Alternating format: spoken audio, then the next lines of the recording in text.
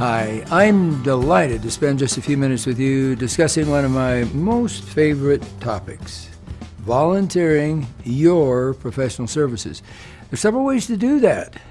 One of the ways is to go somewhere, or even right at your home, and donate your services. I do such in an organization called Dental Lifeline Network, and also the Tooth Fairy. I'm on the board of both of those. Another way is to go wherever. Look at that.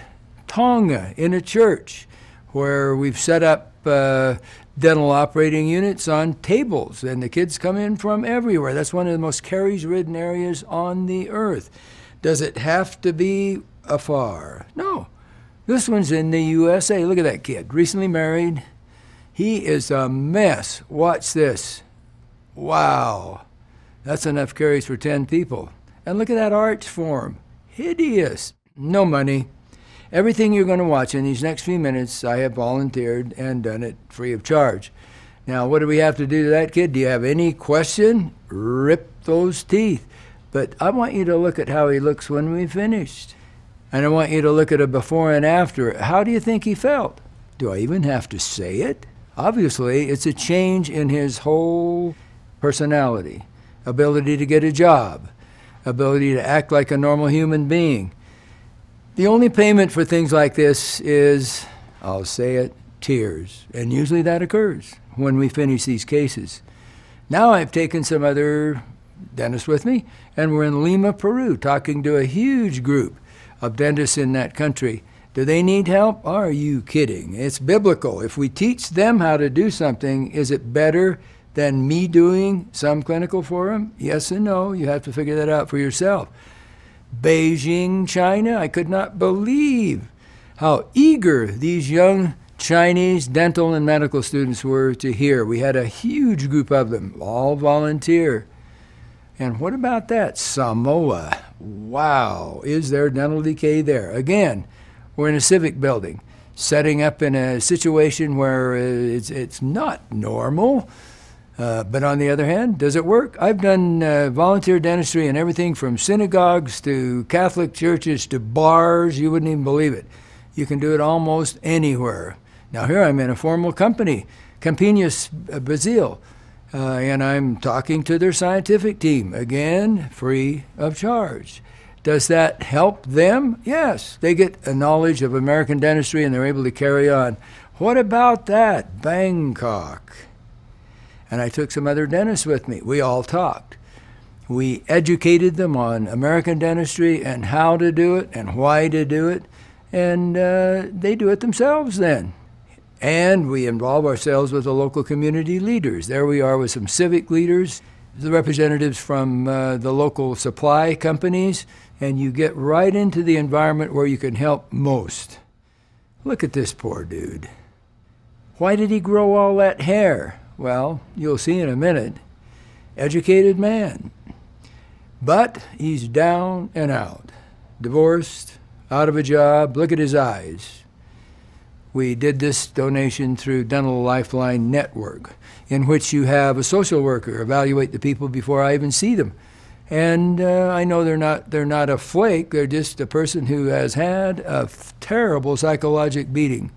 What did we do to him? What do you expect? What am I going to do with those? Can you see he probably had money at some time or another because there are actually some crowns on there. Not now, though. He's got to have some extractions. Look at this guy. Does he look different? He's got a little more fat in his face. He's able to eat.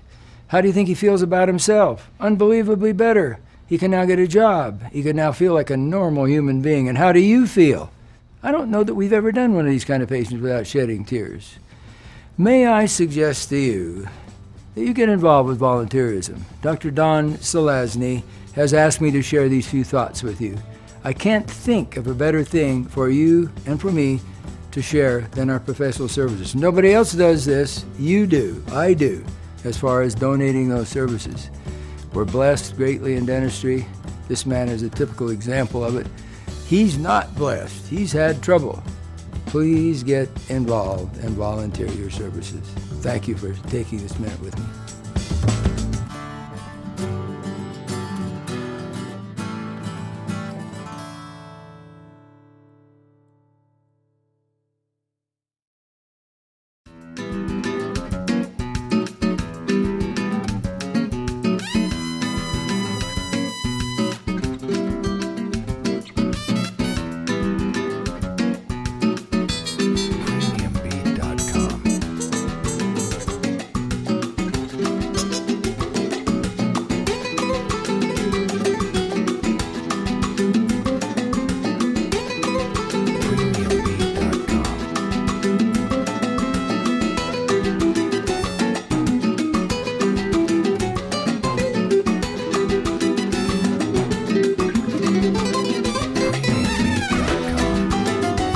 name is Don Zelazny. I'm a dentist in Franklin, Michigan here. I run this practice that we're sitting in called Z Dental. I guess to me, a mission trip was when you're going somewhere and you're helping someone. You're getting the reward and they're getting the service, so it's obviously a win-win. It's usually someone who can't necessarily afford to pay for whatever the services are. I think anybody who does that is going to come back from doing that, and they'll always remember what a great time they had and how they felt when they were doing that, and consider it an important part of their life.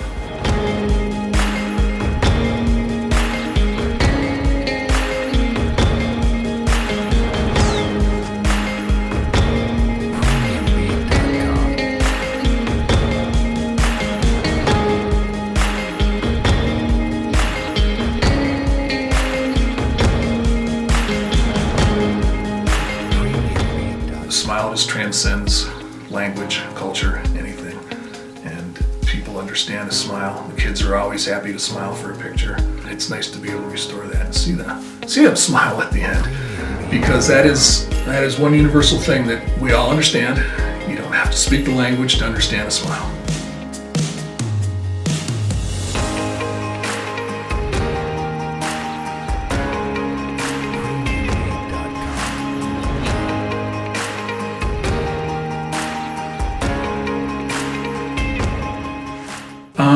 When I've traveled internationally, I've gone to Honduras twice with a group called Cape Cares, and this past fall I was in Israel working at a clinic, and I spent a week in Jerusalem. The shorter ones I did was through a group called BEIJING, which flies down into Mexico to 2 clinics. There's a lot of variance in what your work situation is going to be like, whether or not you're going to be in air conditioning, whether or not you're going to have windows, so it can be a little bit adventurous. You know, we've found a scorpion in our equipment once as we were unpacking it, so it, you know, you never know what to expect. You have to be able to roll with the changes or roll with the punches, and that makes it a little more exciting, I guess. The procedures can vary from trip to trip, depending on the setup. The setup of some of the clinics can be real bare bones. When we worked in Guatemala, the patient seat was basically a plastic white deck chair like you'd see on someone's deck, and we'd cut a swim noodle and put it on the top for a pillow for their head, and the suction had been jerry-rigged by one of the leaders of the trip, and they were shop vacs turned into suction units. My name is Dr. Stephanie Lambur. I work here. I'm the director of the clinic. I started 1.5 years ago. The clinic is called Ana Edith Hernandez Escobar, and it's in Peronia, Villanueva. We usually have like every 1 or 2 weeks a group of volunteers. They come from different parts of the US and Canada usually, and they come by group of 4 or 5 people, and sometimes they come just with one dentist, and sometimes they come like the whole clinic with the whole staff, the front desk people. It depends on every group. I think it's really, really important to have volunteers people, because they teach us here in Guatemala to the dentist, to the local dentist, to use different kind of technology that we don't use usually here. Dentistry's changed enough to make some of this easier. For instance, there's now a portable X-ray unit that I've had on 3 or 4 trips called a Nomad, which is just phenomenal. It's about this big, and you can hook it up to a laptop. So a lot of these clinics don't have X-ray capabilities, which makes things really difficult. But the ability to bring something down there now that gives us that ability is absolutely huge. There is a lot of sugarcane that's produced in these countries, so I think that factors in, but mainly it's the pop. You see a Coca-Cola sign on every building. The Coke trucks are everywhere.